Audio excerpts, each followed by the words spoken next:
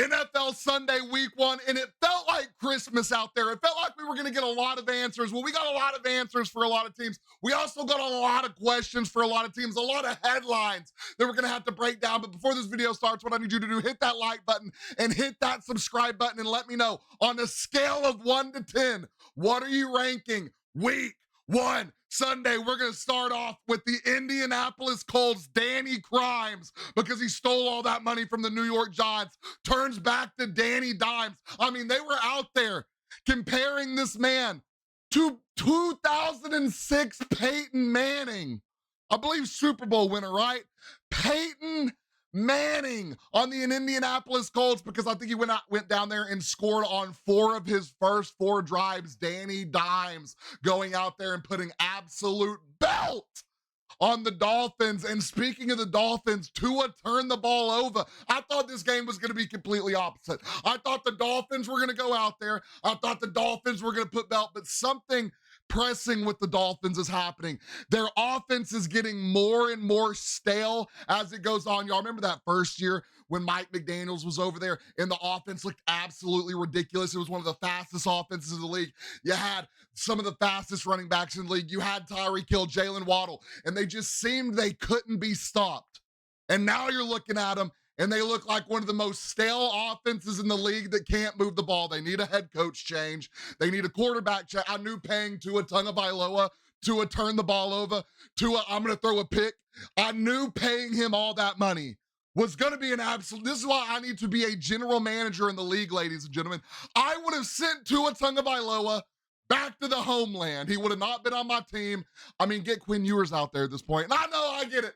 Quinn Ewers looked absolutely terrible. It's not going to happen. But Tua looked absolutely awful out there on the field. I mean, you got Tyreek Hill over here crying on the sideline. You got Jalen Waddle going off with injury already. You can't move the ball against the Colts. Granted, I think the Colts have one of the most underrated defenses in the league, but what Danny Dimes brings to that team, and I told y'all when they signed him, he was going to be the starting quarterback week 1, and here we are. I know Anthony Richardson was watching on that sideline, absolutely sick at what he was watching go on. He watched Danny Dimes, the guy who came into his team and took his starting position, throw touchdown after touchdown after touchdown. Danny Crimes turned Danny Dimes. The rejuvenation of the quarterback is here. And when I say all the time, I don't think there are any bad quarterbacks in the league. I think there are quarterbacks in bad situations in the league.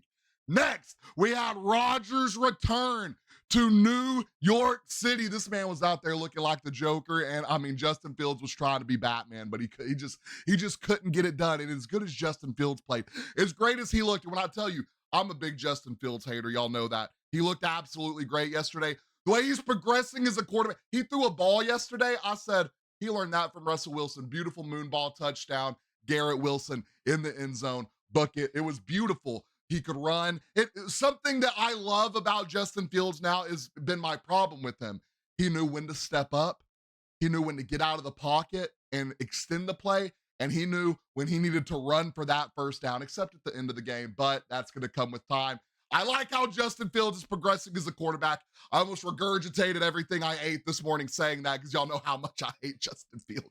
Y'all know how much I hate him. But Aaron Rodgers, ladies and gentlemen, going out there and putting on a grand Hall of Fame 40-year-old quarterback performance. I'm talking, you get a touchdown, you get a touchdown, you get a touchdown, you get a touchdown. Skronik, Calvin Austin, DK had an insane catch, but my favorite thing was the beef between Garrett Wilson and Jalen Ramsey. If you didn't see them jawing at each other, trying to fight each other at halftime, you knew coming out in the third quarter was going to be absolutely ridiculous, and it did not let down. If you go back, you just watch that matchup the entire game. And at the end, game on the line, Justin Fields needs to get a pass to Garrett Wilson. He puts it on him, but boom! Jalen Ramsey rolls down and smack one of the bigger cornerbacks in the league. I feel like you could definitely put him in there at like nickel. You can play. I feel like you can play Jalen Ramsey at any position on the. You could put him at linebacker if you need to. That's why I love Jalen Ramsey. One of the most versatile secondary guys in the league. Big, he can hit. Rolls down on Garrett Wilson and puts belt to ass. Garrett Wilson dropping the ball. My favorite defensive play of the week. My favorite defensive play of the week. That hit was beautiful. Speaking of defensive plays of the week, let's get off topic. Micah Parsons with the sack to seal the game against the Lions. We'll get to that in a minute. My favorite play of the week, Jalen Ramsey still got that sauce. On to Brock TB12 Purdy, because what Brock Purdy was out there doing, I felt like I was watching Thomas Wayne Gretzky III out there, Tom Brady out there throwing dimes on my team, right? And at the end of the game, we had our plays on defense. Our defense was just so tired because for some reason, we're running an offense, right? The Seattle Seahawks were running an offense, right? For a mobile quarterback, We have Sam Darnold at the helm. We are running a mobile quarterback offense with Sam Darnold at the helm. He sees ghosts, ladies and gentlemen. We just can't have that happen. I've said from the beginning, I didn't think our head coach was going to be the answer for this team. It's looking okay. We just lost to the 49ers in a very winnable game. By the way, Brock Purdy, let's not get off the man that needs to be praised this game. Going out there, and when I'm talking, loses George Kittle, loses multiple guys that game. Christian McCaffrey, by the way, the 49ers have to be fine, right? I'm tired of coming into every year. Oh, Christian McCaffrey's okay. Oh, he's hurt. Oh, Christian McCaffrey's hurt. He's okay. What are we doing? What are the mental gymnastics we're letting the 49ers put on the NFL? Is it just something to get something over on week one? What are we doing? Can we find these bums? Can we find these bums? Brock TB12 Purdy, when I tell you, threw a ball to win the game into quadruple coverage. Absolute terrible decision.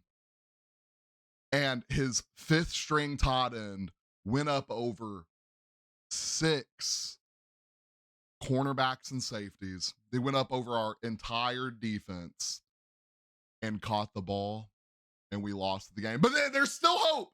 There's still hope. We get downfield because Jackson Smith and Jigba is a absolute dog, and I think going to be a premier wide receiver in this league, right? We get downfield, and Sam Darnold with no pocket presence.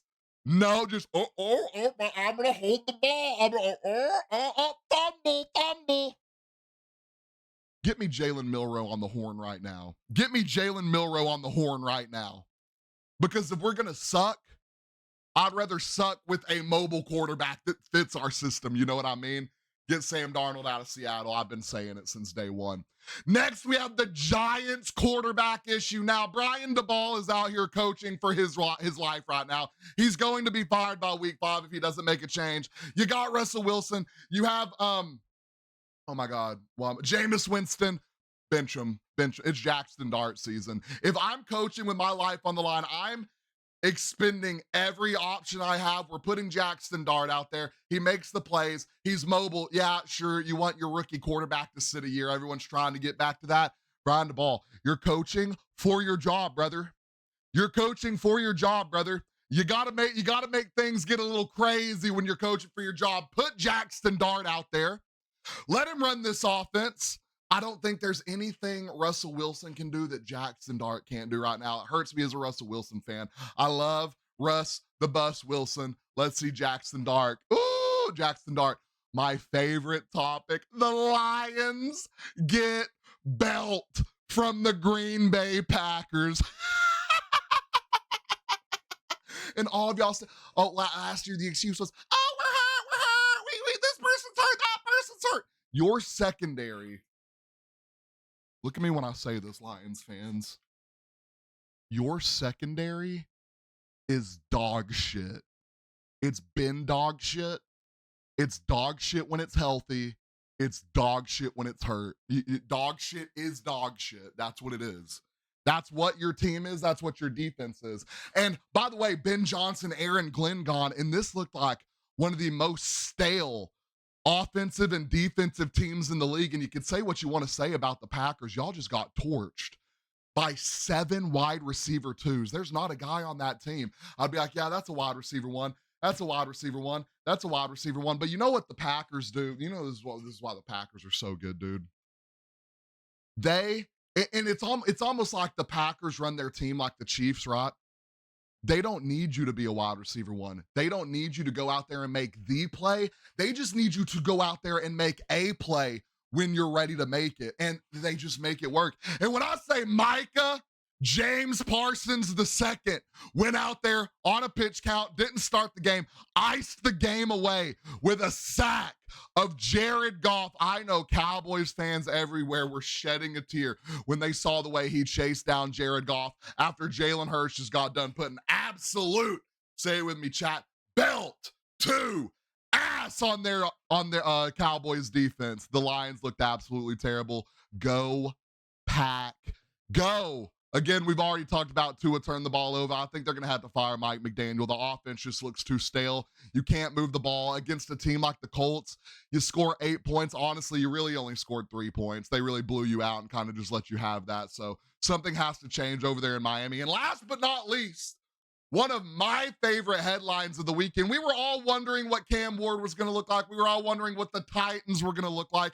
I thought they had a JUCO team going out there. Now, the offense wasn't absolutely amazing, but the defense is what impressed me. Bo Nix, or should I say Bo Picks, was out there turning the ball over, pick, fumble. Titans defense really in his face the whole time, getting the offense opportunities. That Titans defense looked great, ladies and gentlemen. It might be one of the most slept on defenses in the league. And Cam Ward, if you look at his stat sheet, didn't look amazing, didn't look great. But when you watched his play, there were several opportunities he gave his wide receivers for first downs, touchdowns, and game-saving drives, and it just went through their hands. Ridley dropped one. One of their rookies dropped one. I'm talking. And you can tell that Cam Ward he zips the ball. It's kind of like one of those Aaron Rodgers bullet passes. He zips it. So you got to be ready for it. I don't know how these guys aren't on tune with Cam Ward, but when I tell you Cam Ward is going to be something special in this league. He's looking like a great quarterback. If they can just get it meshed on the offense, they could have went in there and beat one of the top 3 defenses in the league and one of the what is supposed to be one of the most explosive offenses in the league. The Titans looked great. That being said, I think the Broncos looked absolutely terrible. They looked awful. Bo Picks was turning the ball over. They couldn't get anything going on offense against the Titans, who this year just had the number 1 pick. Of course, went and got their franchise quarterback. And the Titans are just, I think it was an amazing showing from them. And it was a bad showing from the Broncos. Ladies and gentlemen, that is all I have for my favorite headlines this weekend. If you have a headline you would like to discuss, you would like me to talk about in a short video, drop that. Oh, wait. We forgot about one. The Baltimore Ravens blowing a 15-point lead with 4 minutes left. Y'all know that video where Tom Brady was on the sideline and he was just like in the Super Bowl, just praying to whatever devil or God he believes in, right? I'm fully convinced what Josh Allen was thinking of on that sideline was how he had to show his wife that he's better than Michael B. Jordan, because what Michael B. Jordan did in that movie was insane, ladies and gentlemen. I just want to throw that out there. Josh Allen showed you why he is the true MVP, and this is me saying that, you know, Lamar deserved that MVP. Why he's the true MVP. Went out there calm, collected, and composed. Didn't have to put the team on the back of his running back to finish the game. Didn't have to put the team on the back of his receiver to finish the game. Josh Allen put the team on his back, made the plays, went out there, 15-point comeback to win the game. Lamar was trying to get Derrick Henry to finish the game for him, Zay Flowers to finish the game for him. They never gave Lamar the opportunity to finish the game for himself. And that is why Josh Allen, I think right now, and it's hard to say this over Patrick Mahomes, best quarterback in the league as of now. There's a lot of season, ladies and gentlemen, a lot of season left. That being said, these are our week 1 headlines. If I missed a headline you want to talk about, you want me to talk about in a short, drop it down in the comments. Let me know what you would rate this first NFL Sunday on a scale of 1 to 10 down in the comments. Don't forget, like, follow, subscribe wherever you're seeing this video.